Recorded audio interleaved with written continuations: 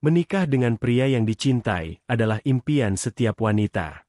Tapi bagaimana jika suamimu adalah seorang kakek tua yang dipilihkan keluargamu? Bagaimana rasanya hidup dalam rumah tangga yang terasa seperti penjara? Apakah mungkin menemukan kebahagiaan dalam keterpaksaan? Atau justru akan ada rahasia kelam yang terungkap di balik semua ini? Alia terjebak dalam pernikahan yang tak pernah ia inginkan. Namun, saat ia mencoba mencari kebebasan, ia menemukan sesuatu yang jauh lebih mengerikan, sebuah rahasia keluarga yang bisa menghancurkan segalanya. Akankah Alia berhasil melawan takdirnya? Atau justru ia akan tenggelam dalam intrik dan kebohongan yang lebih dalam? Jangan lewatkan kisah penuh drama, pengkhianatan, dan perjuangan ini. Dengarkan cerita selengkapnya dan temukan jawabannya di sini. Assalamualaikum warahmatullahi wabarakatuh. Halo semuanya. Selamat datang di Vetra, tempat di mana kisah-kisah penuh emosi, drama, dan ketegangan hidup menjadi nyata. Di sini, kamu akan menemukan cerita-cerita yang menggugah perasaan, membuatmu penasaran, dan bahkan menantang batas imajinasi. Setiap episode yang kami sajikan penuh dengan kejutan, intrik, dan konflik yang bikin kamu terus ingin tahu kelanjutannya. Jadi, jangan lupa like, subscribe, dan nyalakan lonceng notifikasi supaya kamu nggak ketinggalan cerita seru selanjutnya. Sebelum lanjut ke cerita, mari kita sholawat dulu. Allahumma sholli ala Muhammad wa ala ali Muhammad. Ayo mulai perjalanan kita sekarang. Alia Prameswari bukan gadis biasa. Ia tumbuh dalam keluarga yang dulu hidup berkecukupan, tetapi keadaan berubah drastis setelah kepergian ayahnya 2 tahun lalu. Alia, yang baru saja menyelesaikan kuliahnya di jurusan desain interior, seharusnya sedang menikmati kebebasannya untuk mengejar impian. Namun, kebebasan itu direnggut oleh ibunya, Dewi Prameswari, yang menjadikan pernikahan sebagai jalan keluar dari kesulitan finansial keluarga mereka. Sebelumnya, kehidupan Alia berjalan normal. Ia tinggal di rumah sederhana di pinggiran Jakarta, menikmati masa mudanya dengan sahabatnya, Diva, dan diam-diam menyimpan kenangan cinta pertamanya dengan Bagas Ramadan, lelaki yang pernah mengisi hatinya. Sayangnya, kebahagiaan itu tak berlangsung lama. Saat ayahnya meninggal dunia karena serangan jantung, segalanya berubah. Utang keluarga menumpuk, bisnis kecil peninggalan ayahnya bangkrut, dan satu persatu aset mereka dijual untuk bertahan hidup. Ibunya yang terbiasa hidup dalam kenyamanan mulai panik. Tak ada lagi pesta sosialita. Tak ada lagi perhiasan baru, tak ada lagi status tinggi di antara istri-istri pengusaha lainnya. Dewi mulai mencari solusi, dan satu-satunya cara yang ia lihat adalah menjual putrinya dalam pernikahan dengan seseorang yang bisa menjamin kehidupan mereka kembali. Meskipun dunia sudah modern, beberapa keluarga di Jakarta masih menjunjung tinggi konsep pernikahan sebagai alat untuk mempertahankan kekuasaan dan status sosial. Alia, yang sejak kecil diajarkan untuk percaya bahwa cinta adalah fondasi pernikahan, terkejut ketika menyadari bahwa bagi ibunya, pernikahan hanyalah alat transaksi. Ia pernah melihat banyak pernikahan seperti itu, gadis muda yang dinikahkan dengan pria tua hanya karena harta. Namun, ia tak pernah membayangkan bahwa dirinya akan menjadi salah satu di antaranya. Ibunya berulang kali berkata bahwa cinta bisa datang belakangan. Yang penting kita aman dulu, nak. Katanya, kau pikir cinta bisa membayar tagihan? Kau pikir perasaan bisa menyelamatkan kita dari kebangkrutan? Alia ingin membantah, ingin mengatakan bahwa ia sanggup bekerja keras untuk mengubah nasib mereka. Tetapi bagi Dewi, ada cara yang lebih cepat dan lebih terhormat, menikah dengan orang kaya. Raditya Wibowo bukan pria biasa. Ia adalah seorang taipan properti, pemilik puluhan gedung pencakar langit di Jakarta, dan orang yang namanya sering muncul di majalah bisnis. Meski usianya sudah 72 tahun, ia masih terlihat gagah dengan setelan jas mahal dan sikap penuh wibawa. Pria ini telah menikah 2 kali, tetapi kedua istrinya telah meninggal. Ia memiliki anak dan cucu, tetapi hubungannya dengan mereka tidak pernah harmonis.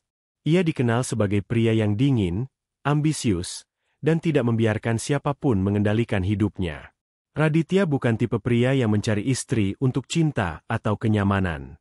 Jika ia menikah lagi, itu pasti untuk tujuan tertentu, dan Alia akan segera mengetahui alasannya. Bagas Ramadan adalah seseorang yang pernah sangat berarti bagi Alia.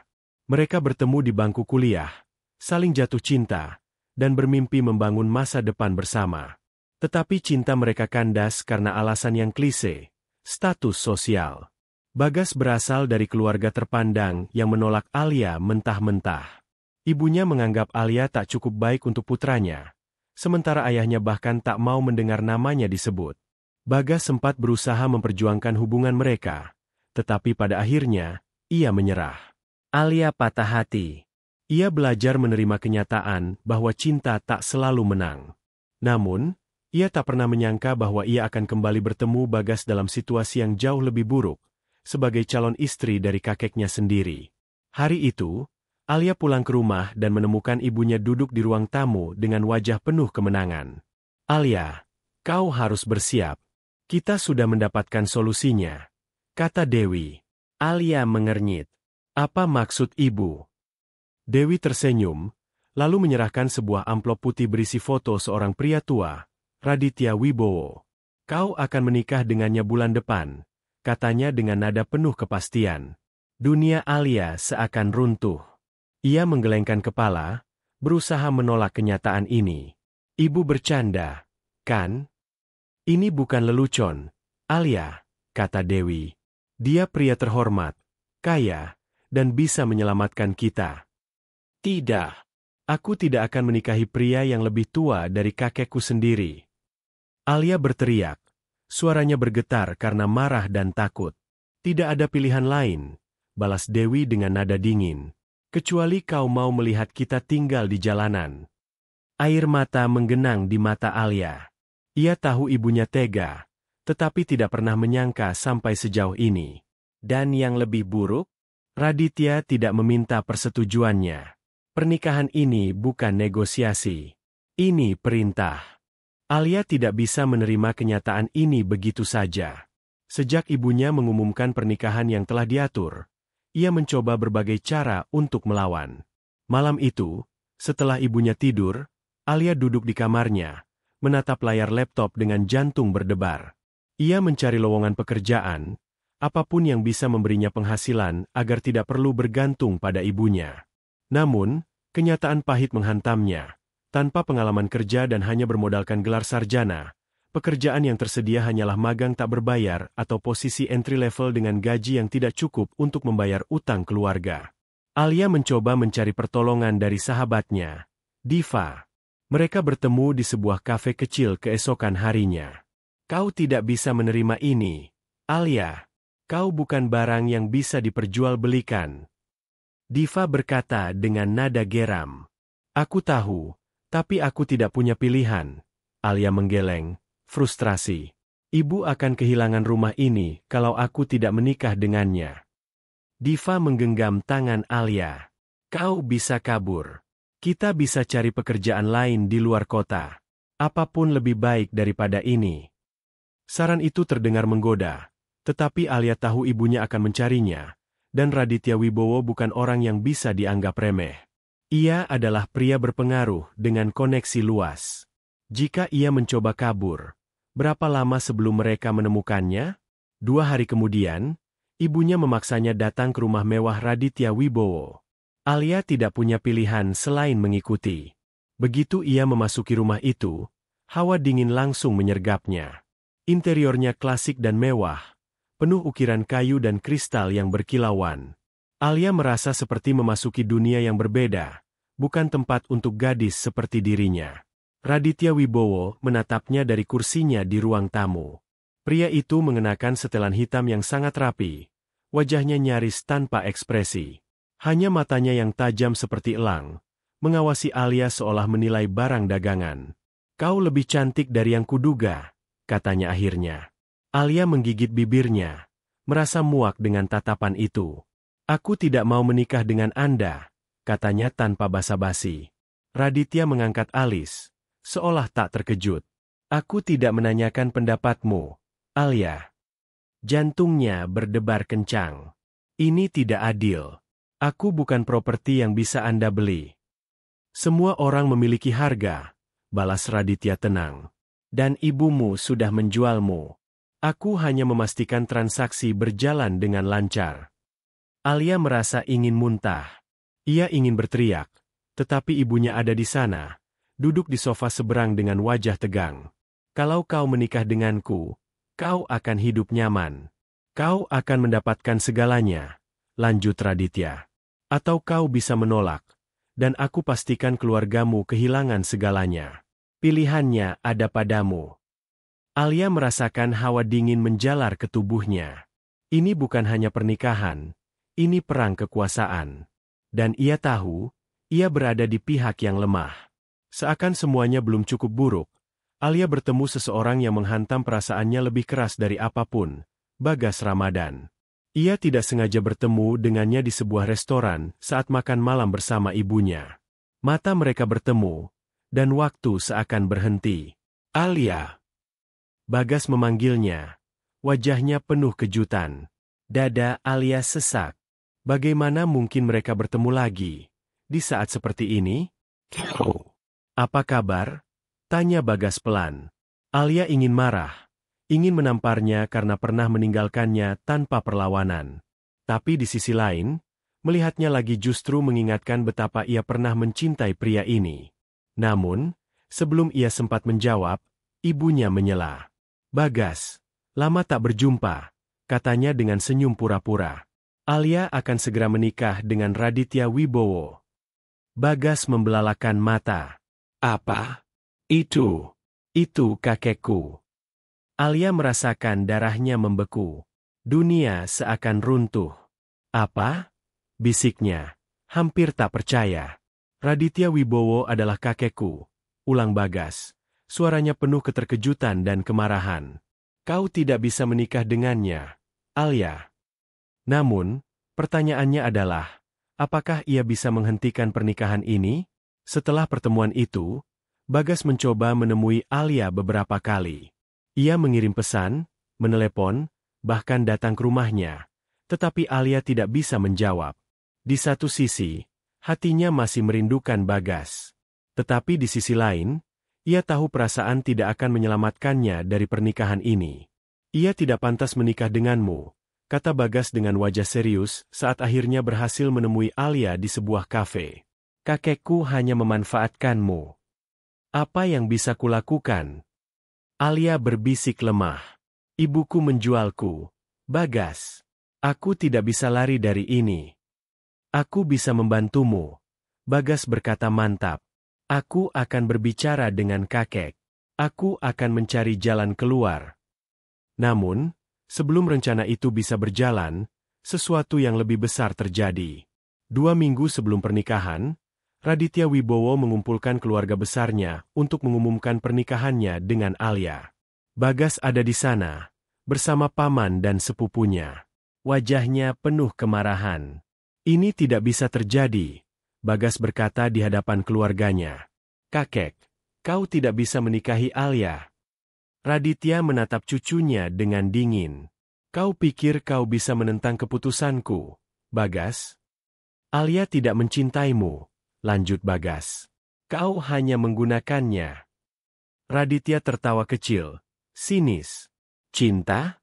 Omong kosong. Pernikahan bukan soal cinta, Bagas. Ini soal kekuasaan. Alia akan menjadi milikku, dan tidak ada yang bisa mengubah itu. Alia menatap Raditya dengan tatapan putus asa. Ia ingin melawan, tetapi apakah ia benar-benar bisa menang? Di tengah kebingungan dan ketakutan itu, Raditya berkata satu hal yang mengubah segalanya. Kau ingin kebebasan, Alia, katanya sambil menyeringai. Buktikan padaku bahwa kau layak mendapatkannya. Dan dengan kalimat itu, permainan sesungguhnya baru saja dimulai. Alia menggenggam tangannya erat di pangkuannya. Raditya Wibowo duduk di hadapannya. Tatapannya penuh dengan superioritas yang membuat perut Alia bergejolak. Di ruangan itu, hanya ada mereka berdua, dan beban yang luar biasa berat di pundak Alia. 5 miliar dalam sebulan, ulang Raditya dengan suara santai, seakan angka itu tidak berarti apa-apa baginya. Jika kau bisa mengumpulkan uang sebanyak itu, kau bebas pergi. Tapi jika tidak, Ia tidak melanjutkan kata-katanya, tetapi Alia sudah tahu jawabannya. Ia akan dipaksa menikah dengan pria yang lebih pantas menjadi kakeknya. Tubuhnya terasa gemetar. Tidak ada cara untuk mendapatkan uang sebanyak itu dalam sebulan. Ia hanya seorang perempuan biasa, tanpa aset besar, tanpa pengalaman bisnis, dan tanpa jaringan kuat. Kau ragu. Raditya menaikkan alisnya. Bibirnya melengkung dalam senyum dingin. Apa yang kau harapkan dariku? Suara Alia bergetar.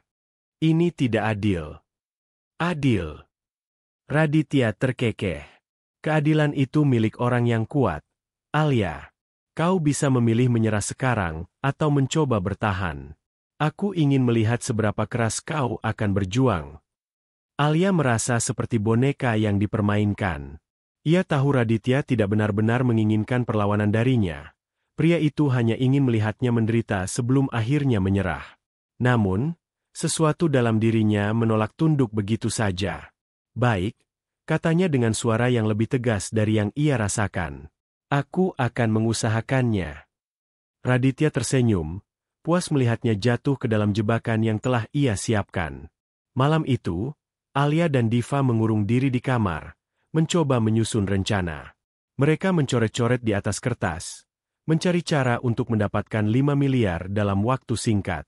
Opsi pertama, menjual aset pribadi. Alia mulai menjual semua barang berharga yang ia miliki, perhiasan dari almarhum ayahnya, tas-tas branded yang dulu ia beli dengan gaji hasil kerja kerasnya, bahkan pakaian dan sepatu mewah yang pernah menjadi kebanggaannya. Namun, setelah semua dijual, uang yang terkumpul bahkan tidak mencapai 1% dari targetnya. Opsi kedua, mencari investor atau pinjaman. Mereka mendatangi bank, mencoba mengajukan pinjaman, tetapi tanpa aset sebagai jaminan, semua permohonan mereka ditolak. Mereka juga mencoba mencari investor. Tetapi siapa yang mau percaya pada seseorang yang tiba-tiba datang tanpa rencana bisnis yang jelas? Opsi ketiga, membangun bisnis kilat. Diva menyarankan untuk menjual produk secara online. Mereka memilih produk kecantikan dan fashion karena permintaannya tinggi, tetapi membangun bisnis dari nol dalam waktu sebulan bukanlah hal yang mudah. Alia bahkan mencoba menjadi reseller produk viral, tetapi keuntungan yang ia dapat masih jauh dari target. Hari-hari berlalu dengan tekanan yang semakin menghancurkan. Setiap kali Alia merasa menemukan harapan, kenyataan selalu memukulnya kembali ke titik nol. Alia, ini mustahil, bisik Diva suatu malam. Kita hanya membuang-buang waktu. Kau harus mulai mempertimbangkan pilihan lain.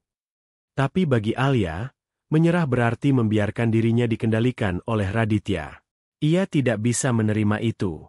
Setiap malam, Alia duduk di depan cermin, menatap wajahnya yang semakin pucat dan lelah. Lingkaran hitam menghiasi matanya karena kurang tidur, dan kepalanya selalu dipenuhi oleh kecemasan. Apa aku harus menyerah? Tanyanya pada dirinya sendiri. Ia mulai membayangkan skenario terburuk, menikah dengan Raditya, hidup sebagai istri seorang pria tua yang kaya raya tetapi dingin dan penuh kontrol. Apa yang akan terjadi padanya? Apakah ia hanya akan menjadi trofi bagi pria itu? Suara dalam dirinya berteriak, menolak kemungkinan itu. Namun, semakin keras ia melawan, semakin sulit situasinya. Setiap jalan keluar yang ia coba seakan tertutup rapat. Di tengah keputusasaan, Bagas tiba-tiba datang dengan sebuah tawaran yang tidak ia duga. Alia, aku bisa membantumu, kata Bagas dengan suara penuh ketulusan. Aku tidak punya 5 miliar, tapi aku punya cukup uang untuk modal awal. Kita bisa mencari jalan lain bersama. Alia menatap pria itu dengan mata berkaca-kaca. Bagas selalu ada untuknya, bahkan ketika dunia seakan meninggalkannya.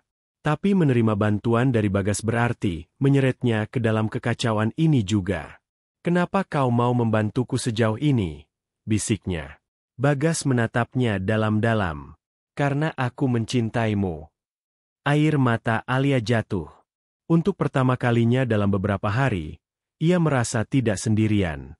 Dengan uang dari Bagas, Alia dan Diva mencoba langkah terakhir, investasi berisiko tinggi. Mereka bertemu dengan seorang pria yang mengaku bisa melipat gandakan uang dalam seminggu. Aku sudah membantu banyak orang sukses. katanya dengan penuh percaya diri. Alia ragu, tetapi ia tidak punya pilihan. Waktunya hampir habis. Ia mengambil risiko. Namun, seminggu kemudian, uang itu lenyap. Diva menggigit bibirnya. Matanya penuh kemarahan. Ini penipuan. Alia jatuh terduduk. Dunia terasa runtuh di sekelilingnya. Semua kerja keras mereka, semua harapan mereka, musnah dalam sekejap. Saat ia kembali ke rumah, Raditya sudah menunggunya dengan ekspresi penuh kemenangan. Aku sudah menduga kau akan jatuh ke dalam jebakan ini, katanya santai. Alia menatapnya dengan ngeri. Apa maksudmu? Raditya tersenyum tipis. Investasi bodong itu?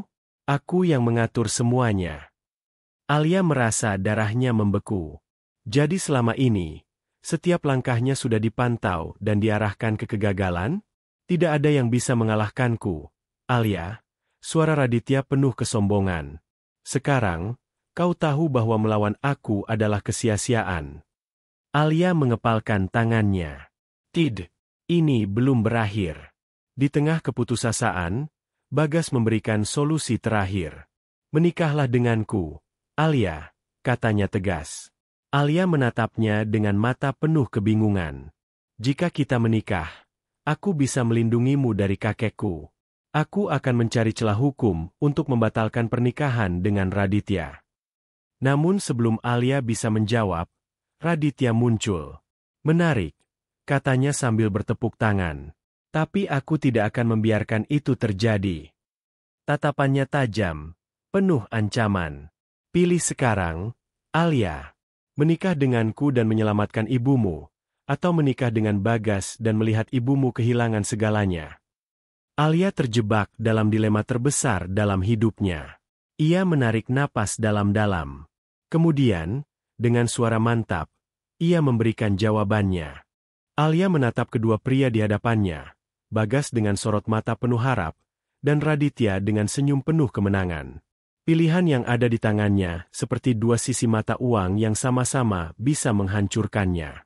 Jika ia memilih Bagas, ibunya akan kehilangan segalanya. Jika ia memilih Raditya, ia akan kehilangan dirinya sendiri. Tetapi, di dalam hatinya, Alia tahu satu hal, ia tidak bisa terus hidup dalam ketakutan. Ruangan terasa semakin sunyi, seolah dunia menahan napas, menunggu jawabannya. Alia akhirnya mengangkat kepalanya dan menatap Raditya. Aku menerima pernikahan ini. Bagas membelalakan mata. Alia, tidak. Raditya tersenyum puas, tetapi Alia tidak selesai berbicara. Namun, dengan satu syarat, lanjutnya. Aku ingin kontrak pernikahan. Pernikahan ini hanya berlangsung selama 1 tahun.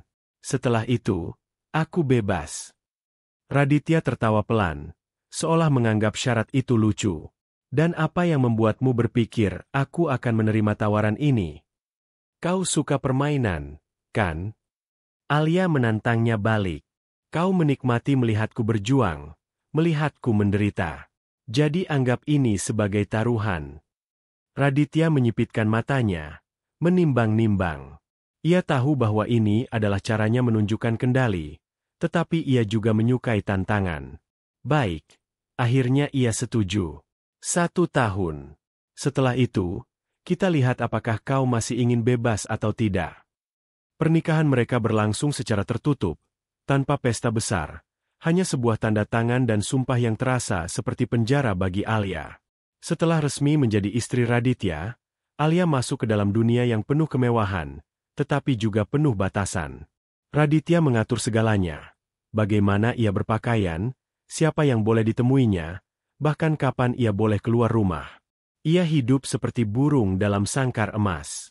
Namun, di balik semua itu, Alia mulai menyusun rencananya sendiri. Ia tahu Raditya tidak akan membiarkannya lepas begitu saja. Maka, ia harus menemukan cara untuk membebaskan diri tanpa kehilangan segalanya. Selama setahun, Alia memanfaatkan semua akses yang ia dapat sebagai istri Raditya. Ia belajar tentang bisnisnya, tentang keuangannya, dan lebih penting lagi, tentang kelemahannya. Ia mulai berinvestasi diam-diam, membangun jaringan dengan orang-orang yang juga tidak menyukai Raditya. Ia tahu bahwa pria itu memiliki banyak musuh di dunia bisnis, dan ia harus mencari sekutu yang bisa membantunya. Bagas, yang masih tidak bisa menerima keputusannya, tetap berada di sisinya dari jauh. "Kau tidak menyerah, kan?" tanyanya suatu malam saat Alia menghubunginya diam-diam. "Tidak," jawab Alia dengan suara tegas. "Aku hanya sedang mencari cara untuk menang." Saat ulang tahun pertama pernikahan mereka mendekat, Alia akhirnya menemukan celah yang ia butuhkan. Raditya terlibat dalam skema investasi ilegal yang bisa membuatnya jatuh jika bukti-bukti itu tersebar. Dengan bantuan beberapa sekutunya, termasuk Diva dan Bagas, Alia berhasil mengumpulkan cukup bukti untuk menjatuhkan suaminya. Saat ia menyerahkan berkas-berkas itu kepada pihak berwenang, Raditya menatapnya dengan ekspresi marah yang belum pernah ia lihat sebelumnya. "Kau pikir kau bisa mengalahkanku?" Suaranya bergetar karena amarah. Alia menatapnya tanpa gentar. "Aku hanya memainkan permainanmu, Raditya. Dan kali ini, aku yang menang." Tidak lama setelah itu, Raditya ditangkap atas tuduhan pencucian uang dan penipuan investasi. Perusahaannya runtuh, dan kekuasaannya lenyap dalam sekejap. Saat ia dibawa pergi oleh polisi, Alia akhirnya merasakan sesuatu yang belum pernah ia rasakan selama ini, kebebasan. Setahun setelah peristiwa itu, Alia berdiri di depan kafe kecil yang baru saja ia buka bersama Diva. Mereka berhasil membangun bisnis sendiri, tanpa bayang-bayang pria yang mencoba mengontrol hidup mereka. Bagas datang menghampirinya, membawa secangkir kopi. "Jadi, bagaimana rasanya menjadi wanita bebas?" tanyanya dengan senyum lembut. Alia menghirup udara segar, merasakan matahari yang menyentuh kulitnya. "Rasanya luar biasa," jawabnya. Bagas menggenggam tangannya. "Dan apakah kau sudah siap untuk memulai sesuatu yang baru?" Alia menatapnya, kali ini dengan hati yang lebih ringan. "Aku tidak terburu-buru," katanya. "Aku baru saja mendapatkan kembali hidupku. Kali ini, aku ingin menjalaninya dengan caraku sendiri." Bagas tersenyum, dan untuk pertama kalinya, Alia merasa bahwa akhirnya, ia benar-benar bebas. Alia duduk di balkon apartemennya yang sederhana, menatap langit malam yang luas. Setahun telah berlalu sejak ia membebaskan diri dari pernikahan yang menjeratnya. Namun, bekas luka dari perjalanannya masih terasa. Luka itu bukan hanya tentang Raditya, tetapi juga tentang bagaimana ia hampir kehilangan dirinya sendiri dalam perjuangan untuk bertahan. Ia pernah merasa tidak berdaya, dikendalikan oleh keadaan yang tidak pernah ia pilih. Namun, justru dari keterpurukan itu, ia menemukan kekuatan yang selama ini tersembunyi. Ia belajar bahwa kebebasan bukan sesuatu yang diberikan, tetapi sesuatu yang harus diperjuangkan dengan segenap keberanian dan kecerdikan. Di dunia ini, banyak wanita yang mengalami nasib serupa. Dipaksa menikah, dikendalikan oleh orang-orang yang lebih berkuasa, dan dipaksa menjalani hidup yang bukan milik mereka. Tetapi kisah Alia membuktikan bahwa selalu ada jalan untuk bangkit, selama kita berani melawan. Selama bertahun-tahun, Alia memiliki pandangan yang terdistorsi tentang cinta. Ia mengira cinta adalah tentang pengorbanan tanpa batas, tentang menahan diri demi kebahagiaan orang lain. Tetapi pernikahannya dengan Raditya membuktikan bahwa cinta yang dipaksakan bukanlah cinta, melainkan bentuk lain dari penindasan. Bagas adalah kebalikannya. Ia tidak pernah menekan Alia untuk mencintainya kembali. Ia hanya hadir, mendukung, dan menunggu hingga Alia siap untuk menerima kasih sayang yang tulus. Dari situ, Alia menyadari bahwa cinta sejati bukanlah tentang siapa yang memiliki kuasa lebih besar dalam hubungan, tetapi tentang kesetaraan dan kebebasan untuk memilih. Cinta bukanlah rantai yang mengikat, melainkan sayap yang membebaskan. Perjalanan hidup Alia juga mencerminkan tantangan yang dihadapi banyak perempuan dalam masyarakat. Masih banyak norma yang mengharuskan perempuan tunduk dalam pernikahan, seolah-olah kebahagiaan seorang wanita hanya bisa ditemukan di dalam rumah tangga. Tetapi Alia membuktikan bahwa seorang perempuan juga bisa berdiri sendiri. Ia bisa membangun hidupnya tanpa bergantung pada pria yang salah. Ia bisa sukses, bahagia, dan bebas dengan caranya sendiri. Diva, sahabatnya, juga merupakan bukti bahwa perempuan yang pernah jatuh bisa bangkit kembali. Bersama, mereka menciptakan dunia yang tidak ditentukan oleh orang lain, tetapi oleh pilihan mereka sendiri. Kini, Alia tidak lagi takut pada masa depan. Ia tidak lagi memandang hidup sebagai serangkaian kejadian yang tidak bisa dikendalikan, tetapi sebagai peluang untuk menciptakan sesuatu yang lebih baik. Ia telah memaafkan ibunya, meskipun rasa sakitnya tidak hilang begitu saja. Ia memahami bahwa sang ibu hanya berusaha menyelamatkan keluarga mereka, meskipun caranya salah. Raditya, di sisi lain, masih menjalani hukuman atas perbuatannya. Tetapi Alia tidak lagi memikirkan dendam atau kebencian. Baginya, yang terpenting adalah bahwa ia telah melangkah maju. Bagas masih berada di sisinya, tetapi Alia belum siap untuk melangkah ke hubungan baru. Ia ingin menikmati kebebasan yang telah ia perjuangkan dengan susah payah. Namun, untuk pertama kalinya, ia merasa bahwa ketika saatnya tiba, ia akan bisa mencintai dengan cara yang benar. Dari perjalanan Alia, ada beberapa pelajaran yang bisa diambil. Kebebasan adalah hak setiap individu. Tidak ada yang berhak memaksa seseorang untuk menjalani hidup yang bukan keinginannya. Cinta sejati tidak datang dari paksaan. Jika sebuah hubungan dibangun atas dasar kekuasaan dan tekanan, itu bukan cinta, tetapi pengendalian. Perempuan bisa menentukan jalannya sendiri. Masyarakat sering menekan perempuan untuk mengikuti standar tertentu, tetapi setiap perempuan memiliki hak untuk memilih kehidupannya sendiri. Ketakutan bukan alasan untuk menyerah. Meskipun jalannya sulit, selalu ada cara untuk keluar dari situasi yang tidak adil. Memaafkan bukan berarti melupakan. Alia belajar untuk berdamai dengan masa lalunya, tetapi ia tidak membiarkan itu mendikte masa depannya.